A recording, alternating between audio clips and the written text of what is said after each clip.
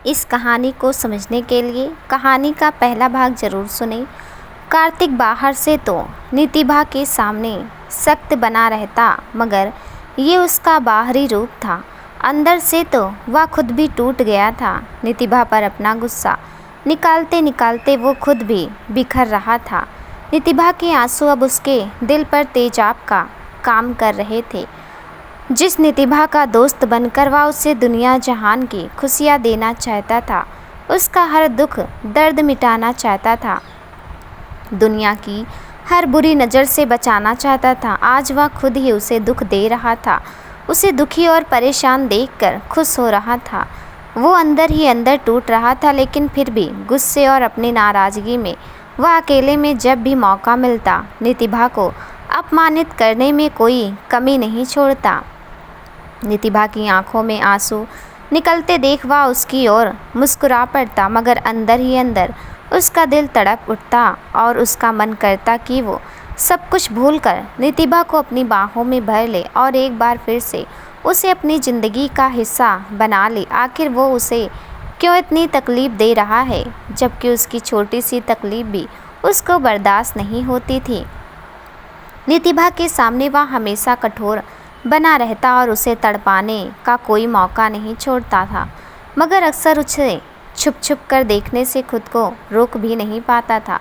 कभी कभी अनजाने में ही जब उसका हाथ नितिभा के हाथों से टकरा जाता तो उसके हाथों की छुअन कार्तिक के कठोर मन को पिघला जाती और ना चाहते हुए भी उसका कठोर मन नितिभा की ओर खींचा चला जाता। ये सब झेलना नितिभा के लिए भी आसान नहीं था। कार्तिक भले ही उसको प्यार नहीं करता था, लेकिन वह तो उसको प्यार करती थी। हर वक्त कार्तिक के सामने मजबूत बने रहना, उसे देखकर भी अनदेखा करना, उससे बात नहीं करना और सबसे बड़ी बात उसके इतने नज़दीक रहकर भी उससे दूरी बनाए रखना। नितिभा ने खुद को उससे दूर तो कर लिया था, लेकिन इस दूरी के कारण वो उतनी ही ज़्यादा बेचैन थी। जब नफ़रत के साथ दिल में प्यार भी हो तो कहीं ना कहीं प्यार नफ़रत पर हावी हो ही जाता है। कुछ ऐसा ही हाल इस समय कार्तिक का भी था। नितिभा तो कार्तिक से प्यार करती थी, इसलिए बेचैन थी, लेकिन कार्तिक को तो अपने प्यार का एहसास भी नहीं था। कार्तिक कितना भी नितिभा से नफ़रत होने का दम भर रहा था, लेकिन उसका दिल उतना ही नितिभा की तरफ खींचा जा रहा था। उसे अपने सामने देखकर खुद को दूर रख पाना दिनों दिन कार्तिक के लिए मुश्किल होता जा रहा था। वो जब भी उसे अपने आसपास देखता तो उसके दिल में कसक सी उठती। नितिभा के पास जाने की, उसे छूने की, उसे प्यार से गले लगाने की, दूसरों के साथ हंसी मजाक करते देखकर उसे जलन होती, लेकिन वह इस कारण नहीं समझ पाने में सफल नहीं हो रहा था। नितिभा ऊपर से तो जता रही थी कि उसे अब कार्तिक की किसी बात से कोई फ़र्क नहीं पड़ता। कार्तिक का गुस्सा और बेरुखी उसे तोड़ नहीं सकती, मगर अंदर ही अंदर वो टूट रही थी। कार्तिक की इतनी बेरुखी और नफ़रत उससे बर्दाश्त नहीं हो रही थी। कार्तिक के बार बार बेइज्जत करने के बावजूद भी वह उसे अपने दिल से दूर नहीं कर पा रही थी। बीतते वक्त के साथ कार्तिक का गुस्सा धीरे धीरे कम होने लगा और नितिभा के लिए उसका बर्ताव थोड़ा थोड़ा नर्म पड़ने लगा। एक सुबह सब लोग ब्रेकफास्ट कर रहे थे कि तभी अचानक से संगीता जी मुस्कुराते हुए धवल जी से बोली, धवल, आपको याद है ना कि आज हम लोगों को सुनीता जी की बेटी का मैरिज फंक्शन अटेंड करने के लिए जाना है। धवल जी मुस्कुराकर संगीता जी को देखते हुए, हाँ हाँ भाई, मुझे अच्छे से याद है, भला आपकी सहेली से मिलने का मौका मैं कैसे छोड़ सकता हूँ, मैं ज़रूर जाऊँगा। संगीता जी हंसते हुए सबकी तरफ देखकर, ठीक है, सब लोग जल्दी से ब्रेकफास्ट करो, इसके बाद हम लोग सीधे रिसोर्ट के लिए निकल जाएंगे ताकि वो लोग हमारे देर से पहुंचने पर नाराज़ ना हो सकें। उसकी बात सुनकर वे तीनों हाँ में अपनी गर्दन हिला देते हैं और जल्दी से अपना अपना ब्रेकफास्ट करने लगते हैं। संगीता जी नितिभा की तरफ देखते हुए बोलती है, नीति बेटा, तुम हमारे साथ ही चलना, क्योंकि कार्तिक तो ऑफिस के बाद ही आएगा। उसकी बात सुनकर नितिभा ने भी हाँ में सिर हिला दिया। कार्तिक चुपचाप बैठा ये सब सुन रहा था और फिर एकदम से बोला, नहीं माँ, नितिभा मेरे साथ ही जाएगी, क्योंकि आप तो यहाँ रहोगे नहीं और मुझे किसी चीज़ की ज़रूरत हुई तो मैं कैसे मैनेज कर पाऊँगा। नितिभा ने एकदम से चौंक कर उसकी तरफ देखा। संगीता जी उसकी तरफ मुस्कुराते हुए बोली, ठीक है बेटा, तो तुम दोनों साथ ही आ जाना, मैं और तुम्हारे पापा अभी निकल जाते हैं। शाम को जब कार्तिक ऑफिस से वापस आया तो ऊपर जाते हुए अचानक ही उसकी नज़र ज़मीन पर पड़े एक झुमके पर पड़ी। उसे देखकर पहले तो वह ऊपर जाने लगा, मगर फिर रुककर झुमके को ध्यान से देखने लगा। ऐसे झुमके तो नितिभा को पहने हुए देखा है, ये लड़की भी ना खुद तो गिरती ही रहती है, साथ ही अपनी चीज़ें भी नहीं संभाल सकती, पता नहीं क्या होगा इसका। उसने वो झुमका उठाया और अपने कोट की जेब में रख दिया और सीढ़ियाँ चढ़ गया। ऊपर पहुंचकर उसने जैसे कमरे का दरवाज़ा खोला तो नितिभा को देखकर उसके कदम वहीं ठिठक गए। नितिभा बेहद खूबसूरत लग रही थी, ब्लैक कलर की साड़ी में जिस पर सिल्वर कलर के धागों से किनारे पर पतली पतली कढ़ाई की गई थी। उसने सिल्वर कलर का कट स्लीव्स ब्लाउज पहना हुआ था। कार्तिक तो अपलक निहारता ही रह गया। चेहरे पर हल्का सा मेकअप और बड़ी बड़ी आँखों में काजल और आईलाइनर जो उसकी आँखों को और कातिलाना बना रहे थे। होठों पर लाइट पिंक सेट की लिपस्टिक नितिभा की खूबसूरती में चार चांद लगा रही थी। उसने पहले बाल खुले रखे हुए थे और अब वह उन्हें फोल्ड कर जूड़ा बनाने लगी थी। जैसे ही उसने अपने सारे बालों को ऊपर उठाया और उन्हें समेट कर जूड़ा बनाया, तभी कार्तिक का ध्यान उसकी पीठ पर गया। ब्लाउज का गला बहुत डीप था, उसकी डोरी भी खुली हुई थी। कार्तिक तो उसे देखकर बेसुध सा हो गया। वह धीरे धीरे उसकी तरफ अपने कदम बढ़ाने लगा। नितिभा ने पहले तो ध्यान नहीं दिया, लेकिन उसके कदमों की आहट पर जैसे उसने नज़रें घुमाई तो कार्तिक की गहरी नज़रों को देखकर उसका दिल तेजी से धड़क उठा। कार्तिक ने पास आकर उसके कानों की तरफ देखा तो उसके एक कान में झुमका नहीं था और जो झुमका उसे नीचे मिला था उसके साथ का दूसरा झुमका उसके कान में था। उसके अपने इतने पास आने से नितिभा हड़बड़ा कर वहाँ से अलग हटने लगी। 1 मिनट रुको, कार्तिक उसे रोकते हुए बोला, जरा यहाँ आओ। नितिभा हैरानी से उसे देखती हुई उसके पास आ गई। तुम्हारा दूसरा झुमका कहाँ है? जी, नितिभा हैरानी से अपने कानों को छूते हुए बोली। छूकर उसे पता चला कि उसके एक कान में झुमका नहीं। अरे ये कहाँ चला गया? अभी थोड़ी देर समय पहले ही तो मैंने पहना था, कब और कहाँ गिरा मुझे पता ही नहीं चला। अभी तो ये सेट नया ही था, आज दूसरी बार ही तो पहना था, पता नहीं किधर गिर गया। नितिभा रोनी सूरत बनाकर बोली। कार्तिक उसकी इस हालत के मजे लेते हुए मंद मंद मुस्कुरा रहा था। शायद बाहर या नीचे कहीं गिरा होगा, मैं ढूंढ कर आती हूँ, शायद मिल जाए। वह जल्दी से बाहर जाने लगी। रुको, नितिभा जहाँ थी वहीं रुककर कार्तिक को देखने लगी तो कार्तिक उठकर उसके पास आया और जेब से वो झुमका निकालकर उसे दिखाकर बोला, यही है ना? नीचे सीढ़ियों के पास पड़ा हुआ मुझे मिला। नितिभा कुछ बोल नहीं पाई, बस चुपचाप उसे देखती रही। कार्तिक उसके पास आकर खुद उसके कान में झुमका पहनाने लगा। कार्तिक के इतना पास आने से नितिभा का दिल तेजी से धड़कने लगा। सांसें थम गई। वो अपनी सांसों को रोककर दिल थाम कर खड़ी रही। उसे झुमका पहनाकर कार्तिक बोला, नितिभा बेशक हमारे बीच अनबन हो, चाहे कितनी भी तकरार हो, मगर फिर भी तुम्हारी हर चीज़ मेरे लिए उतनी ही इम्पॉर्टेंट है जितनी कि तुम पर या तुम्हारी पहने हुई किसी भी चीज़ पर किसी और की नज़र भी पड़े, ये मैं बर्दाश्त नहीं कर सकता। नितिभा एकटक कार्तिक को देखती रही। कार्तिक की आंखों में गुस्सा था, प्यार भी था और उसके लिए फिक्र भी। कुछ देर तक दोनों एक दूसरे को देखते रहे। फिर नितिभा को जैसे ही होश आया तो वह बाहर भाग गई। उसके जाने के बाद कार्तिक खुद में ही बड़बड़ाने लगा, ये तुझे क्या हो गया है कार्तिक? ये तेरे साथ क्या हो रहा है?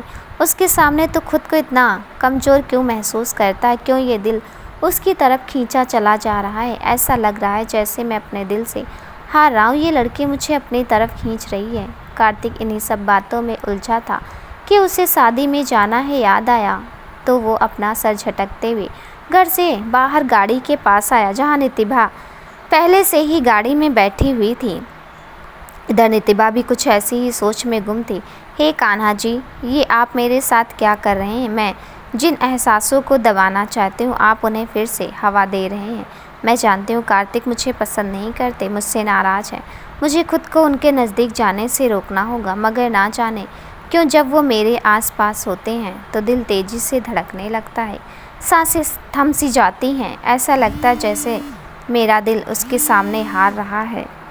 कार्तिक जैसे ही गाड़ी में आकर बैठा, नितिभा भी अपने ख्यालों से बाहर निकल आई। मुंह घुमाकर बाहर देखने लगी। इसके बाद दोनों ही एक दूसरे से नजरें मिलाने से कतराते रहे और पूरे रास्ते दोनों ने ही कोई बात नहीं की। कार्तिक ने जैसी वेन्यू पर पहुंचकर गाड़ी रोकी, नितिभा तुरंत ही उतरकर अंदर चली गई। कार्तिक भी गाड़ी पार्क करके अंदर पहुंचा और इधर उधर देखने लगा कि उसकी नज़र संगीता जी के साथ ही खड़ी नितिभा की ओर पड़ी तो वह उनकी तरफ ही बढ़ गया। कुछ देर बाद ही नितिभा को वहाँ नेहा दिखाई देती है तो वो संगीता जी से बोलकर उसके पास चली जाती है।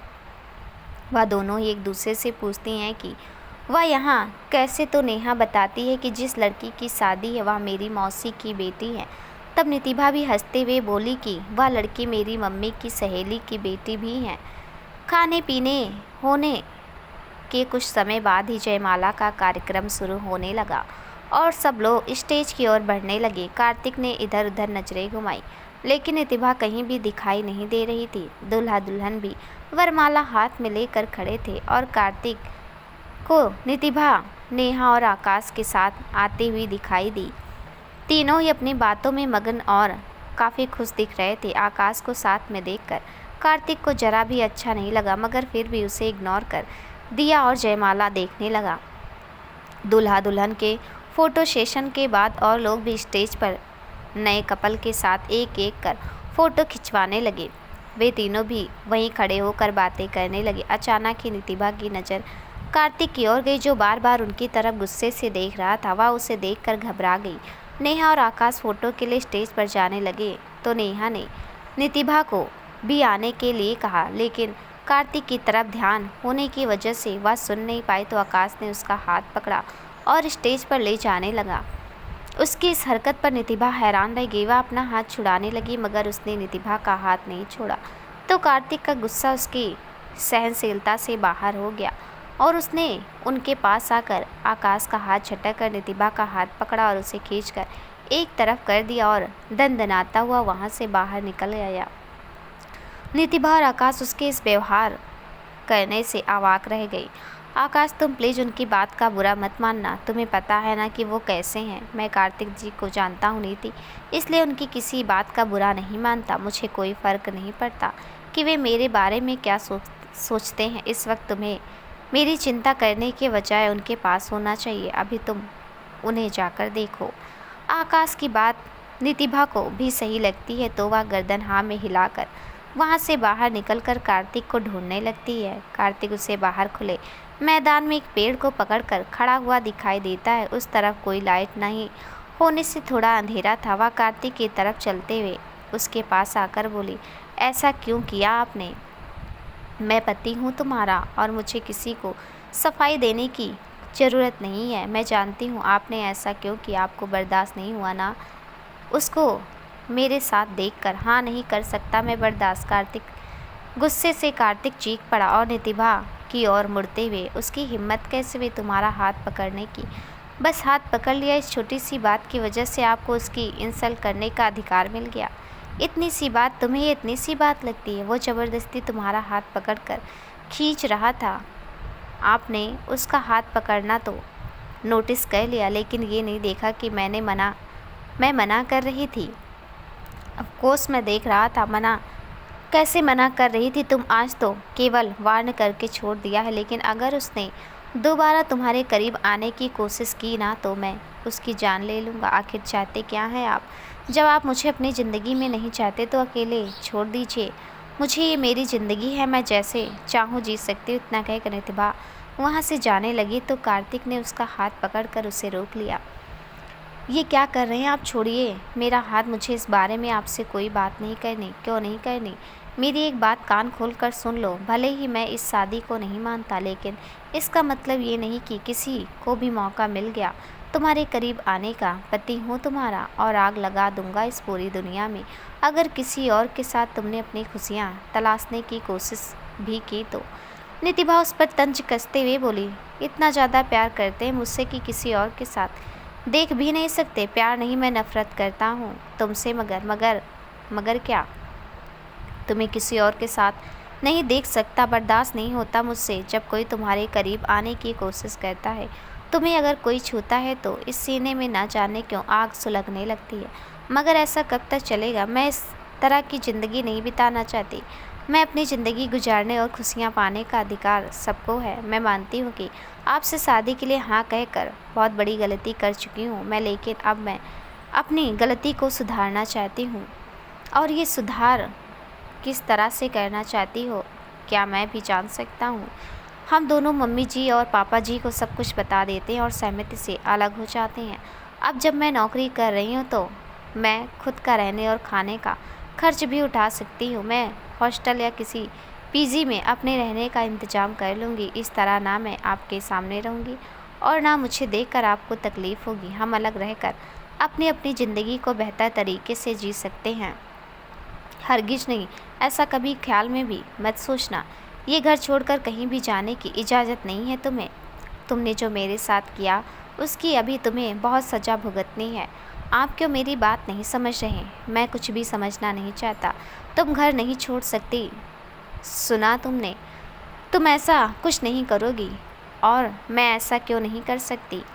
क्योंकि मैं तुमसे ऐसा कह रहा हूँ। जब आप हमारे बीच कोई रिश्ता ही नहीं है तो अकेला छोड़ दीजिए मुझे।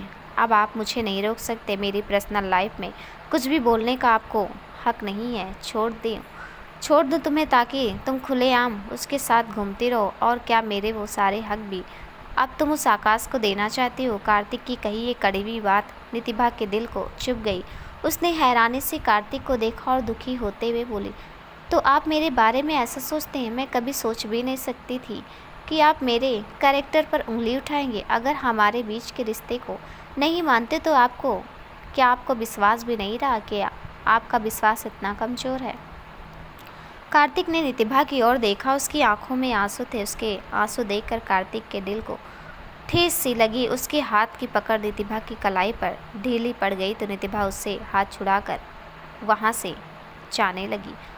अब आप मुझे नहीं रोक सकते हैं। मैं मम्मी पापा जी को कुछ नहीं बताऊंगी लेकिन अगले हफ्ते मैं कॉलेज की तरफ से 7 दिन के लिए एक सेमिनार में जा रही हूँ और मैं वहाँ से वापस आकर आपके घर नहीं आऊँगी। किसी हॉस्टल में शिफ्ट हो जाऊँगी। फिर आपको मम्मी पापा जी को कैसे भी करके अपने मन की बात कहनी होगी कि आप मुझे नहीं अपना सकते और अलग रहना चाहते हैं। मैं ऐसा कुछ नहीं करूँगा और ना ही तुम्हें कहीं भी जाने दूँगा। अब आप मुझे नहीं रोक पाएंगे। इतना कहकर नितिभा हाथ छुड़ा कर जाने लगी मगर कार्तिक ने फिर से उसका हाथ पकड़कर उसे अपने पास खींच लिया और उसे अपने करीब लाकर बोला, तुमने मेरे साथ जो किया वो गलत था। इसका हिसाब जब तक मैं नहीं कर लेता तब तक मैं तुम्हें चैन की सांस नहीं लेने दूंगा। देखिए कार्तिक, आप मुझे जाने दीजिए। कोई आ जाएगा, आ जाने दो, किससे फ़र्क पड़ता है? कार्तिक दूसरे हाथ से उसका सिर पकड़कर उसके चेहरे को अपने करीब लाकर बोला, कार्तिक प्लीज़ जाने दीजिए मुझे। कार्तिक नितिभा की बात को नज़रअंदाज करते हुए और उसके चेहरे को अपने दोनों हाथों में थामते हुए बोला, नहीं जाने दूंगा। धीरे धीरे कार्तिक अपना चेहरा नितिभा के चेहरे को इतना करीब ले आए कि दोनों की सांसें टकराने लगी। नितिभा की धड़कनें तेज हो गई और उसकी सांसें थम सी गई। कार्तिक की इतनी नज़दीकी कार्तिक के साथ साथ नितिभा को भी मदहोश कर गई। कुछ पलों के लिए दोनों ही सब कुछ भुलाकर एक दूसरे में खो गए। मदहोशी में नितिभा ने आंखें मूंद ली। तभी कहीं से पटाखे फूटने की आवाज़ आई। आवाज़ सुनकर दोनों ही चौंक कर अलग हुए। नितिभा नज़रें झुकाए वहाँ से अंदर चली गई। उसके जाने के बाद कार्तिक को अपनी ही कही बात याद कर खुद पे ही गुस्सा आने लगा। नितिभा वहाँ से सीधे छत पर चली आई थी। वह कुछ वक्त अकेले रहना चाहती थी। नीति, तू ये क्या करने जा रही थी? कार्तिक तुझसे प्यार नहीं करते, तुझे पसंद नहीं करते, तुझे उनके पास जाने का कोई अधिकार नहीं है। तुझे उनसे दूर रहना चाहिए। कार्तिक के सामने जाते ही क्या हो जाता है मुझे उनकी एक नज़र डालते ही मोम की तरह पिघलने लगती हूँ। बस बहुत हुआ। अब मैं उनकी तरफ बिल्कुल नहीं देखूँगी।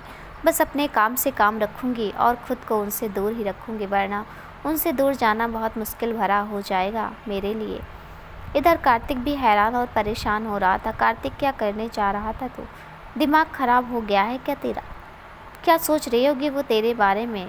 क्या ऐसे तू उससे बदला लेगा? ऐसे उसे अपनी ज़िंदगी से बाहर निकालेगा? ये नितिभा भी ना जब भी सामने आती है तो खुद को उससे दूर रखना मुश्किल हो जाता है। उसकी तरफ चुंबक की तरफ खींचा चला जाता हूँ मैं। दिल पर काबू रख पाना मुश्किल हो जाता है। ऐसे तो मैं उससे कभी दूर नहीं जा पाऊँगा।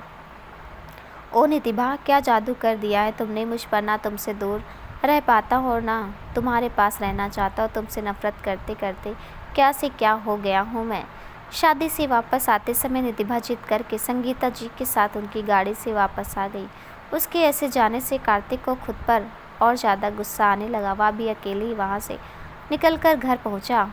वह आकर सीधे अपने कमरे में आया तो तब तक नितिभा सो गई थी या सोने का नाटक कर रही थी, लेकिन वह कार्तिक के बोलने पर भी उससे नहीं बोली। कार्तिक नितिभा से बात करना चाहता था और माफ़ी मांगना चाहता था, मगर नितिभा ने उसे ऐसा कोई मौका नहीं दिया। 2 दिनों से नितिभा का मन काफ़ी उदास था और उसके मन की उदासी उसे बहुत हैरानी में डाल रही थी। उसकी शादी को कई महीने बीत चुके थे। नितिभा और कार्तिक के बीच बेशक कोई नज़दीकी नहीं थी, मगर फिर भी उसे कार्तिक की आदत होती जा रही थी। वह अब उसके साथ बिल्कुल बात नहीं कर रही थी, जबकि कार्तिक उससे बात करने का मौका ढूंढ रहा था, मगर वह अब उसे उंगली उठाने का कोई मौका नहीं देना चाहती थी। लेकिन उसके बेचैन दिल को जरा भी चैन नहीं था। जब कार्तिक घर में होता तो वह उसे यही जताती कि उसे उसकी कोई परवाह नहीं है। उसके होने या ना होने से उसे कोई फ़र्क नहीं पड़ता, मगर जब वो ऑफिस चला जाता तो उसे देखने के लिए उसकी आंखें तरसती रहती।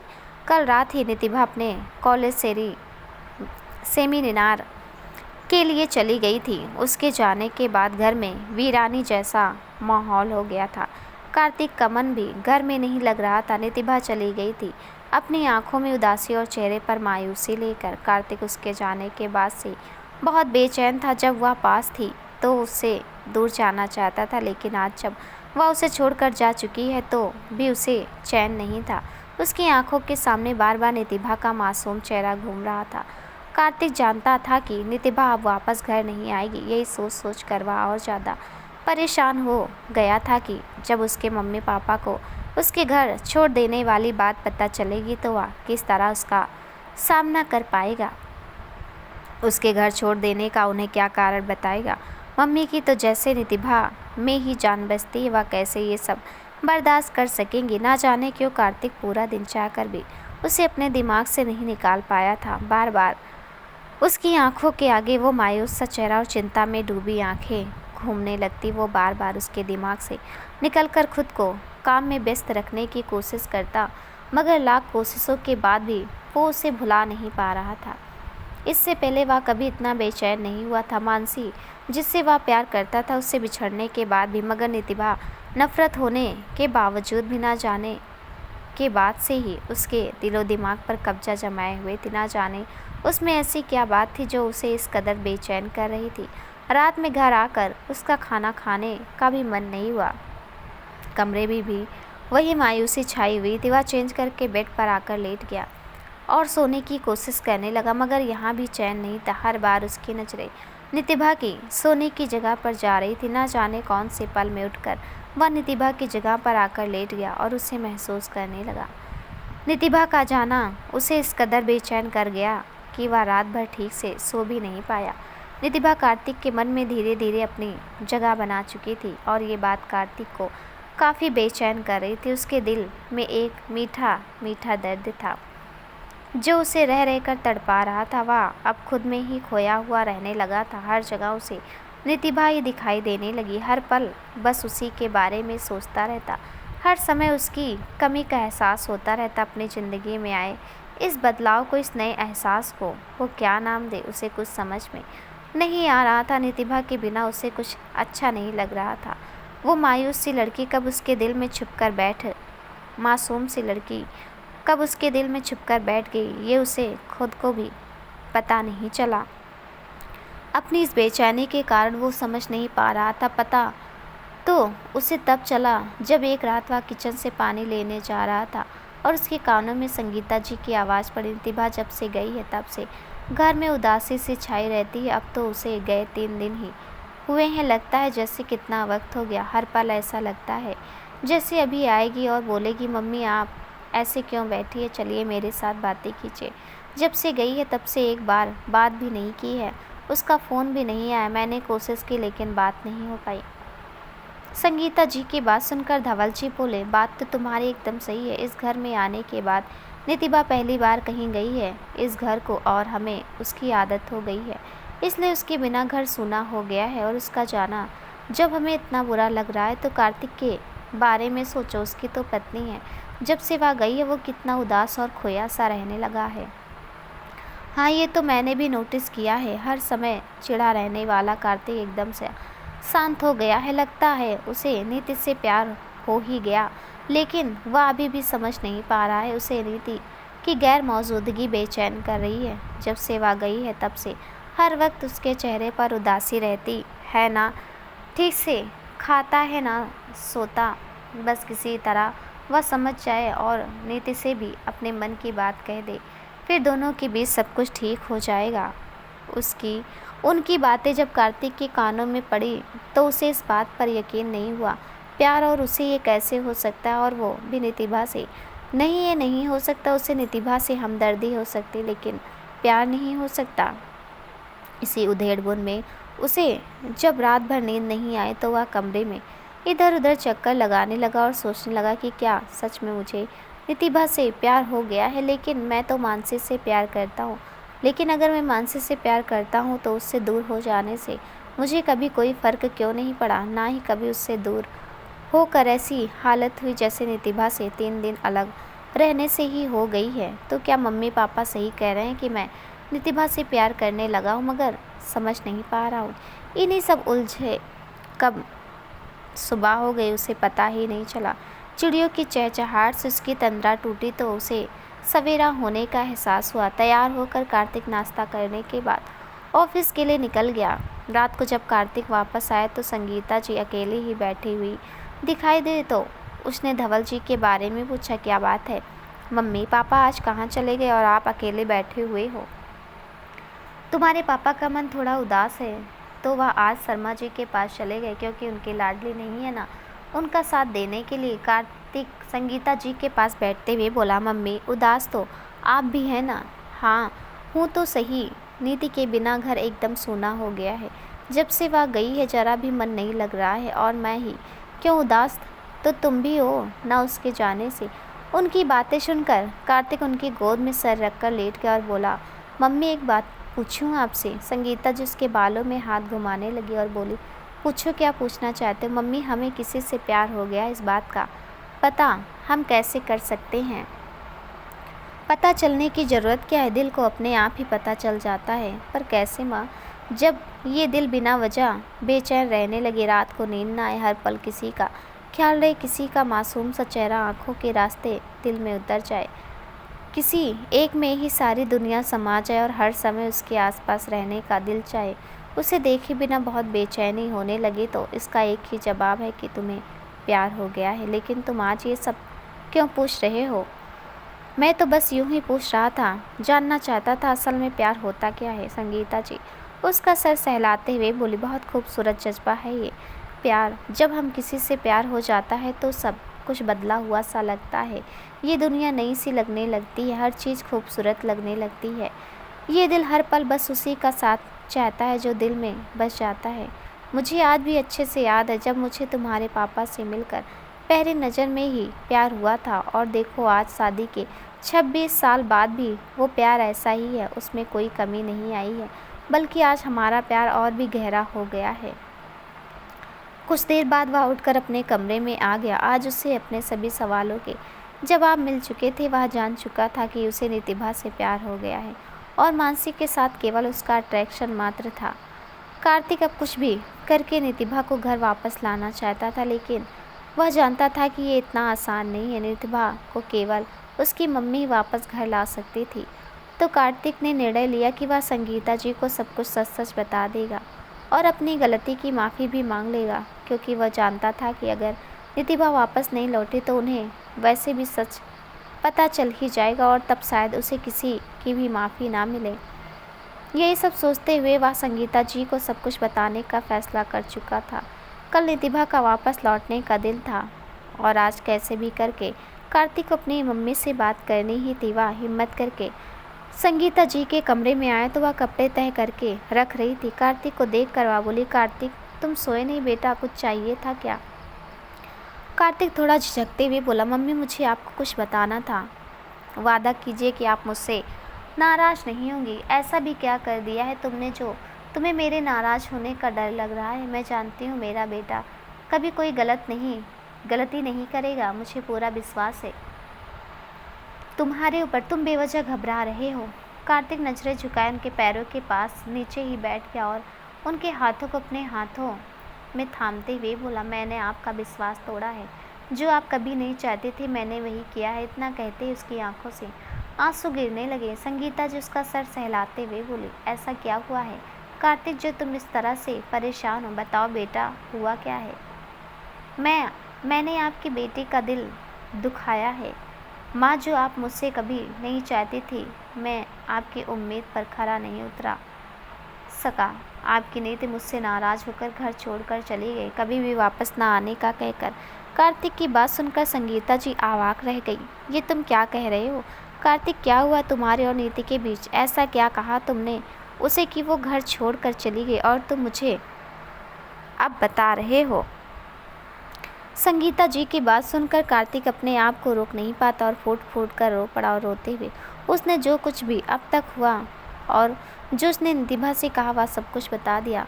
उसकी कई बातों से संगीता जी को बहुत ठेस पहुंची। वे वहीं सर पकड़ कर बैठ गई और गुस्से से कार्तिक को देखने लगी। ये तुमने क्या किया कार्तिक? तुम नहीं जानते बचपन से अब तक उस बच्ची ने कितने दुख सहे हैं। मैंने उसका दुख, उसकी तकलीफ़ें सब अपनी आंखों से देखा। तुम्हारे साथ शादी करवा कर मैं उसे अधिकार से घर में रखना चाहती थी, उसे वो खुशियाँ देना चाहती थी जिनकी वो हकदार है, मगर आज तक वो उन खुशियों से महरूम रही है। लेकिन तुमने तो उसके आत्मसम्मान को ही ठेस पहुंचाने में कोई कमी नहीं रखी। मेरे सारे अरमानों पर पानी फेर दिया है तुमने। और वह रोने लगी। मैं जानता हूँ मम्मी, मुझसे बहुत बड़ी गलती हो गई है। मुझे मेरे प्यार का एहसास बहुत देर से हुआ है, लेकिन अब जब मैं ये जान चुका हूँ, मैं नीति को वापस लाना चाहता हूँ, आपका विश्वास वापस पाना चाहता। मुझे माफ़ कर दीजिए प्लीज़ और नीति को वापस ले आइए। कार्तिक रोता बिलखता संगीता जी के पैरों में गिर पड़ा। कार्तिक की ऐसी हालत देखकर संगीता जी का दिल पिघल गया। कार्तिक आखिर नीति के जाने के बाद सिवा भी उसकी हालत से अनजान नहीं थी, और आज जो भी हालात थे इसका जिम्मेदार वो कहीं ना कहीं खुद को भी मान रही थी। वह सोच रही थी कि अगर बच्चों को और वक्त दिया होता तो हालात शायद बेहतर होते। उन्होंने कार्तिक को ऊपर उठाकर अपने पास बैठा लिया और बोली, अब तुम मुझसे क्या चाहते हो? कार्तिक अपनी आंखें पोंछते हुए बोला, मैं जानता हूँ मम्मी कि मैंने आपकी बेटी का बहुत दिल दुखाया, और इतना भी जानता हूँ कि वो मेरे कहने पर घर नहीं आएगी। उसे घर वापस केवल आप ला सकती हैं। मैं उससे माफ़ी मांगने को तैयार हूँ और अपनी हर भूल सुधारने को तैयार हूँ। अगर उसने तुम्हें माफ़ नहीं किया तो मैं उसके लिए भी तैयार हूँ। कम से कम वह इस घर में सेफ और मेरी नज़रों के सामने तो रहेगी, और जब तक वह नहीं मान जाती मैं कोशिश नहीं छोड़ूंगा। ठीक है, नीति को कल वापस लाने के लिए मैं और तुम्हारे पापा साथ आएंगे, मगर मैं उसे ये नहीं बताऊंगी कि मैं तुम्हारे और उसके झगड़े के बारे में जानती हूँ। इतना तो मैं उसे जानती हूँ कि वो अपने आप मुझे कुछ नहीं बताएगी और हमें वहाँ देखकर वो आने से मना भी नहीं कर पाएगी। लेकिन उसके आगे तुम जानो कि कैसे तुम उसे मनाते हो और उसे अपने प्यार का एहसास कराते हो। लेकिन अगर फिर तुमने या तुम्हारी किसी हरकत ने उसका दिल दिखाया तो मैं कभी भी तुम्हें माफ़ नहीं कर पाऊँगी। मैं वादा करता हूँ आपसे, आपकी बेटी को मनाकर उसे अपने प्यार का एहसास करवा कर अपना बना कर रहूँगा। अगले दिन ट्रेन आने से पहले ही संगीता जी और धवल जी कार्तिक के साथ स्टेशन पहुँच गए थे। अभी ट्रेन आने में लगभग 15 मिनट का समय और था और तीनों वहीं उसका इंतज़ार करने लगे। तय समय पर ट्रेन पहुंची तो तीनों ही बेसब्री से उसके बाहर आने का इंतज़ार कर रहे थे। लेकिन कार्तिक तो जैसे ही बेचैन था, उसकी हालत देखकर संगीता जी और धवल जी मुस्कुराते हुए उसे देख रहे थे। कुछ देर बाद जैसे उसे नितिभा अपने बैग के साथ दिखाई दी तो उसने संगीता जी को इशारा किया और उसे लेने के लिए आगे बढ़ गया। कार्तिक ने नितिभा के पास जाकर उसका बैग थाम लिया। नितिभा उसे देखकर कुछ बोलने ही वाली थी कि उसकी नज़र संगीता जी और धवल जी पर पड़ी तो वह उन्हें देखकर शॉक रह गई। फिर उसने गुस्से से घूरकर कार्तिक की ओर देखा, जो मुस्कुराते अपनी गर्दन के बालों में हाथ घुमा रहा था। नितिभा ने आगे बढ़कर दोनों के पैर छूकर आशीर्वाद लिया। उन दोनों ने बारी बारी से खुश होते हुए उसे गले लगा लिया। संगीता जी ने प्यार से उसे देखते हुए बोले, 1 हफ्ते में ही कितनी कमज़ोर हो गई हो। वहाँ खाना नहीं मिलता था क्या? मिलता था मम्मी, लेकिन आपके हाथों जैसा स्वाद नहीं था ना, इसलिए खा नहीं पाती थी। ठीक है, अब घर चलो, आज मैंने तुम्हारी पसंद का खाना बनाया है, खूब पेट भरकर खाना। मम्मी, मुझे भी आपके हाथों से बना खाना खाना है, लेकिन आज मैं घर नहीं आ पाऊँगी। मेरी एक दोस्त की तबीयत ख़राब है, मुझे उसके पास जाना पड़ेगा। वो यहाँ अकेली रहती है, जैसे उसकी तबीयत ठीक हो जाएगी मैं घर आ जाऊँगी। संगीता जी और कार्तिक जानते थे कि वह ऐसा क्यों कर रही है। उसकी बात सुनकर संगीता जी बोली, अपनी दोस्त की चिंता है, मगर माँ की नहीं है, जो 1 हफ्ते से तुम्हारे आने की राह देख रही है। चुपचाप घर चलो, आज तुम कहीं नहीं जाओगी अपने दोस्त से, कल मिल लेना। आज का वक्त केवल तुम्हारी माँ का है। नितिभा उनके आगे और कुछ नहीं बोल पाए और कार्तिक की तरफ घूरते हुए देखा, जो पहले से उसकी हालत पर मुस्कुरा रहा था, जिससे वह और ज़्यादा चिढ़ कर रह गई थी। घर आकर सबने खाना खाया। संगीता जी बहुत प्यार से अपने हाथों से अपनी लाडली को खाना खिला रही थी। उन्हें इतने प्यार से खिलाता देखकर जहां नितिभा की आंखों में आंसू थे, वहीं कार्तिक और धवल जी मुस्कुराते हुए उन्हें देख रहे थे। खाना खाने के बाद नितिभा थकान होने और नींद आने की कहकर ऊपर चली गई। संगीता जी ने भी उनकी मनोदशा को समझते हुए उसे रोकना ठीक नहीं समझा। रात का अंधेरा घिर आया। काम से फ्री होकर संगीता जी और धवल जी भी सोने के लिए जाने लगे तो कार्तिक भी उठकर अपने कमरे में आ गया, लेकिन कमरे में नितिभा को ना देखकर आश्चर्यचकित रह गया। ये तो नींद आ रही है कहकर ऊपर आ गई थी, फिर कहाँ चली गई? कार्तिक ने बाथरूम और पास वाले कमरे में जाकर देखा, मगर नितिभा वहाँ नहीं थी। फिर वह नीचे गया, वहाँ भी सब जगह देखा, लेकिन वह नहीं मिली। तो कार्तिक वापस कमरे में जाने लगा कि तभी उसकी नज़र ऊपरी मंजिल की ओर जाने वाली सीढ़ियों पर पड़ी, जिनका दरवाज़ा थोड़ा खुला हुआ था। तो वह ऊपर चला गया। वहाँ भी उसने चारों तरफ नज़र दौड़ाई, पर नितिभा उसे यहाँ भी नहीं मिली। वह वापस जाने के लिए मुड़ा ही था कि उसकी नज़र दूसरी तरफ कोने में बैठे एक साफ साये पर गई। अंधेरा होने की वजह ठीक से कुछ समझ नहीं पाने की स्थिति में कार्तिक उस साये की ओर बढ़ने लगा। पास आकर देखा तो वह नितिभा थी। कार्तिक ने उसे देखकर राहत की सांस ली, जल्दी से भागकर उसके पास पहुंचा। नितिभा अपने पैर कुर्सी के ऊपर करके घुटनों में अपना मुंह छुपाकर बैठी थी। नितिभा को वहां बेहाल सी बैठी देखकर कार्तिक का मन तड़प उठा। उसने उसके पास जाकर उसके कंधे को छूकर धीरे से पुकारा, नितिभा। नितिभा ने अपना सर उठाकर देखा तो सामने कार्तिक को देखकर फिर अपना चेहरा घुटनों में छुपा लिया। कार्तिक फिर से बड़े आराम से बोला, तुम यहाँ क्या कर रही हो? मैं कब से परेशान होकर पागलों की तरह तुम्हें सारे घर में ढूंढ रहा हूँ, और तुम यहाँ? नितिभा कार्तिक की बात को अनसुना कर वैसे ही बैठी रही। तो ये देखकर कार्तिक ने उसका हाथ पकड़कर उसे उठा दिया और बोला, मैं तुमसे बात कर रहा हूँ नीति, मुझसे बात करो। नितिभा उसके मुंह से अपने लिए नितिभा की जगह नीति सुनकर चौंक गई। पर अगले ही पल, नहीं करनी, मुझे आपसे कोई बात नहीं देना है, आपके किसी सवाल का जवाब। नितिभा कार्तिक से अपना हाथ छुड़ाते हुए बोली, क्यों आए हैं आप यहाँ? किसने कहा था आपसे मुझे स्टेशन आकर वापस लाने के लिए? क्यों लेकर आए हैं आप मुझे यहाँ वापस, जब मैं आपसे पहले ही बोल कर गई थी? आप मम्मी पापा को लेकर वहाँ आए ताकि मैं कुछ ना कह सकूँ और चुपचाप घर आ जाऊँ। आखिर क्यों किया आपने ये सब? रिश्ता क्या है आपका मुझसे? किस हक से आपने मुझे वहाँ लेने के लिए पहुँचे? मैंने कहा था आपसे अकेला छोड़ दीजिए, कोई नहीं चाहिए मुझे, किसी का सहारा नहीं चाहिए। सुना आपने? किसी का सहारा नहीं चाहिए मुझे। और वह घुटनों पर बैठकर अपना चेहरा हाथों में छुपाकर फूट फूट कर रो रही। कार्तिक भी घुटनों के बल उसके पास बैठ गया और उसके चेहरे से हाथ हटाते हुए बोला, मुझसे किसी ने कुछ नहीं कहा, मैं अपने मन से तुम्हें लेने गया था। और रही हक और रिश्ते की बात, तो पत्नी हो तुम मेरी। पापा और मम्मी और पापा को चलने के लिए मैंने नहीं कहा। इतने दिनों से तुम्हें देखा नहीं था तो वो लोग और इंतज़ार नहीं करना चाहते थे और जल्द से जल्द तुमसे मिलना चाहते थे, बस इतना ही।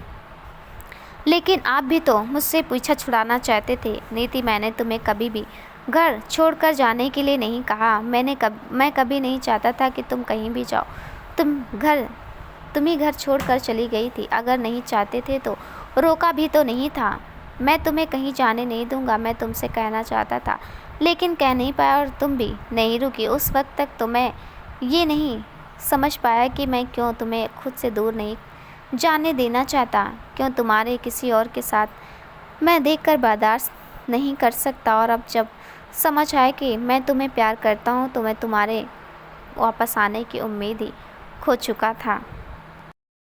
मैं गुस्से में तुमसे कितना कुछ गलत कह गया था कि तुम्हारे सामने आने की हिम्मत ही नहीं कर पा रहा था, लेकिन जब कल मम्मी पापा ने भी तुम्हें लेने जाने की बात कही तो मुझको हिम्मत और उम्मीद दोनों ही मिल गई। मैं बस इतना चाहता हूँ कि तुम मुझे माफ़ करो या ना करो, पर यहीं इस घर में रहो। ये घर तुम्हारा है, मम्मी पापा तुम्हारे बिना नहीं रह सकते और मैं तो अब तुम्हारे बिना जीने की कल्पना भी नहीं कर सकता। अब उठो और कमरे में चलो। वो मुस्कुराते हुए उसे हाथ पकड़कर उठाते हुए बोला। नितिभा उसके हाथों को झटकते हुए बोली, झूठ बोल रहे हैं आप, नहीं जाना मुझे आपके साथ, कहीं नहीं जाना। आप जाइए यहाँ से, मुझे यहीं रहना है। नीति पागलपन मत करो, यहाँ बहुत ठंड है और तुम बीमार पड़ जाओगी। अब उठो और चलो यहाँ से। इतना कहकर कार्तिक ने दोबारा उसका हाथ पकड़ने की कोशिश की, मगर नितिभा उससे दूर हटकर बोली, कहाँ नहीं जाना ना, और वैसे भी मैं कहीं भी जाऊँ कुछ भी करूँ आपको इससे क्या, ये मेरी ज़िंदगी है, मैं जीऊँ या मरूँ आपको क्या। तुम्हारी ज़िंदगी सिर्फ तुम्हारी नहीं है, इस पर मेरा भी अधिकार है। नहीं है, किसी का नहीं है। आपने कहा था आप नफ़रत करते हैं मुझसे, मुझ पर आपका कोई अधिकार नहीं है। अगर अधिकार समझते या मुझसे प्यार करते तो कभी मुझे जाने ही नहीं देते। मुझे किसी का साथ, किसी का सहारा नहीं चाहिए। आई एम सॉरी नीत, जो मैंने तुम्हें और तुम्हारे प्यार को नहीं समझ पाया, वक्त रहते तुम्हारे लिए अपनी भावनाओं को नहीं समझ पाया। आई एम सॉरी जो मैंने तुम्हें ये सोचने के लिए मजबूर कर दिया कि तुम अकेली हो। कार्तिक ने नितिभा को खींचकर अपनी बाहों में भर लिया। नितिभा खुद को छुड़ाने के लिए छटपटाती रही, लेकिन कार्तिक की मजबूत पकड़ ने खुद को छुड़ा नहीं पाई तो दोनों हाथों से उसके सीने पर मारने लगी और फिर थक कर उसके सीने से सर लगाकर फूट फूट कर रोने लगी और रोते रोते बेहोश हो गई। कार्तिक ने नितिभा को गोद में उठाया और कमरे में लाकर बेड पर लिटा दिया और प्यार से उसके सिर को सहलाने लगा। उसे नितिभा को ऐसे देखकर खुद पर बहुत गुस्सा आ रहा था। उसने अब निश्चय कर लिया था कि वह नितिभा को अब कोई दुख, कोई तकलीफ़ नहीं होने देगा और उसे उसके हिस्से की सारी खुशियाँ देगा। फिर वह भी दूसरी ओर जाकर लेट गया और नितिभा को एकटक देखने लगा। नींद ने कब उसे अपने आगोश में ले लिया उसे पता भी नहीं चला। सुबह जब वह उठा तो नितिभा वहाँ नहीं थी। वह तैयार होकर नीचे आया, उसकी नज़र अभी भी चारों तरफ नितिभा को खोज रही थी। तभी नितिभा उसे नाश्ते का बाउल लिए डाइनिंग टेबल की ओर जाते हुए दिखाई दी तो वो भी उधर ही चला आया। सभी ने नाश्ता शुरू किया। तभी कुछ देर बाद संगीता जी ने कहा, नीति बेटा कल करवा चौथ का व्रत है, पूरा दिन निर्जला व्रत रखना है, तुम कर पाओगी? जी मम्मी जी मैं कर लूँगी। ठीक है बेटा तुम जाकर तैयार हो जाओ, मैं भी तैयार हो जाती हूँ। हम दोनों बाज़ार जाकर कल की पूजा के लिए कुछ ज़रूरी सामान ले आएंगे। जी मैं अभी चेंज करके आपके साथ चलती हूँ। और वह उठकर अपने कमरे में चली गई। कार्तिक भी उठकर उसके पीछे पीछे कमरे में आया और बोला, नीति तुम्हें ये व्रत रखने की कोई ज़रूरत नहीं है। आप हक दें या फिर ना दें इस व्रत को रखने का, लेकिन जब मम्मी चाहती हैं तो मैं उनकी इच्छा अनुसार आपके लिए पूरी श्रद्धा से इस व्रत को रखूँगी। एक पत्नी होने के नाते ये मेरा अधिकार है जिसको आप भी नहीं छीन सकते, क्योंकि आप माने या ना माने पति हैं आप मेरे। नितिभा एक सांस में सब कुछ बोल चुकी थी जो भी कार्तिक के लिए उसके मन में एहसास भरा था। यह सब सुनकर कार्तिक वहाँ से बाहर चला गया और नितिभा लंबी सांस भरकर तैयार होने लगी। अगले दिन सुबह से ही व्रत को लेकर शाम की तैयारी में जुट गई। आखिर ये उसका पहला करवा चौथ जो था।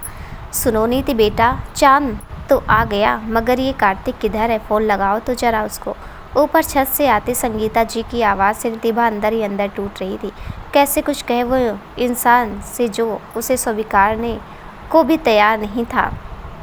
तभी बाहर गेट पर किसी के अंदर आने की आहट पाकर वह बाहर निकली तो कार्तिक तो अपलक नितिभा को निहारता ही रह गया। आज वह अपनी शादी के उसी जोड़े में थी जिसमें पहले उसने नज़र उठाकर उसकी ओर देखना भी ज़रूरी नहीं समझा था। चलिए ना छत पर, चांद निकल आया है। चांद की आरती के बाद मुझे आपकी भी आरती उतारनी है, मम्मी कब से आवाज़ दे रही हैं। इतना कहकर वो छत पे जाने लगी और कार्तिक ठीक उसके पीछे पीछे जाने लगा।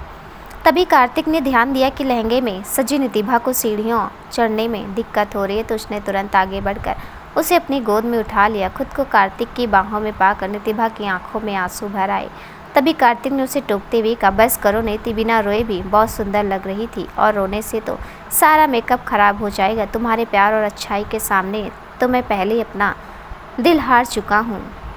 पूजा के बाद दोनों नीचे और साथ साथ संगीता जी और धवल जी के पैरों को छूकर आशीर्वाद लिया। इसके बाद कार्तिक ने संगीता जी से नितिभा को अपने साथ बाहर ले जाने की इजाज़त मांगी और साथ ही यह भी कहा कि रात में वो उनका इंतज़ार ना करे और आराम से सो जाए, जिसके लिए वो सहर्ष राजी हो गए। नितिभा भी लगातार कार्तिक के बदले व्यवहार को देख रही थी। कार्तिक अपने मम्मी पापा से इजाज़त लेकर नितिभा को साथ लेकर घर से निकल पड़ा। बहुत देर तक चलते रहने और एक अनजाने रास्ते पर जाते देख नितिभा ने कार्तिक से पूछा, ये कहाँ जा रहे हैं हम? कार्तिक ने मुस्कुराते उसकी तरफ देखा और बोला, एक नया सफ़र शुरू करने। कुछ दूर और चलने पर दोनों एक दूसरे से फार्म हाउस के सामने थे। नितिभा कार्तिक के साथ अंदर पहुंचे तो कार्तिक उसे एक कमरा दिखाते हुए बोला, तुम कमरे में जाकर बैठो, मैं अभी मेन गेट बंद करके आता हूँ। नितिभा कुछ देर बाहर खड़ी चारों ओर देखती रही। फिर जैसे उसने गेट खोला तो वह कमरे की सजावट देखकर चौंक गई। फिर कुछ सोचकर उसके दिल की धड़कनें बढ़ने लगी थी। तभी कार्तिक ने पीछे से आकर उसे अपनी बाहों में भर लिया। नितिभा खुद को उसकी मजबूत बाहों से छुड़ाने लगी, लेकिन कार्तिक ने उसे अपनी बाहों अपनी तरफ खींचते हुए कहा, अब जब मैं तुम्हें पसंद करने लगा हूँ और तुमसे प्यार करने लगा हूँ तो अब तो नहीं छोड़ सकता। नितिभा तो कब से यही सुनना चाहती थी। कार्तिक उससे बेतहासा चूमने लगा। कार्तिक के प्यार का जुनून नितिभा को पिघलाने लगा और वो भी कार्तिक के प्यार में डूबने लगी थी। आज वो दोनों एक हो चुके थे। कार्तिक ने सुबह तक नितिभा को अपनी बाहों से निकलने ही नहीं दिया। अगले दिन की सुबह बड़ी ही लुभावनी थी। गम के बादल छट गए थे और नितिभा को उसका प्यार मिल चुका था। दोस्तों, ये कहानी आपको कैसे लगी हमें कमेंट में ज़रूर बताइएगा। मिलती हूँ ऐसी एक नई कहानी के साथ, तब तक के लिए नमस्कार।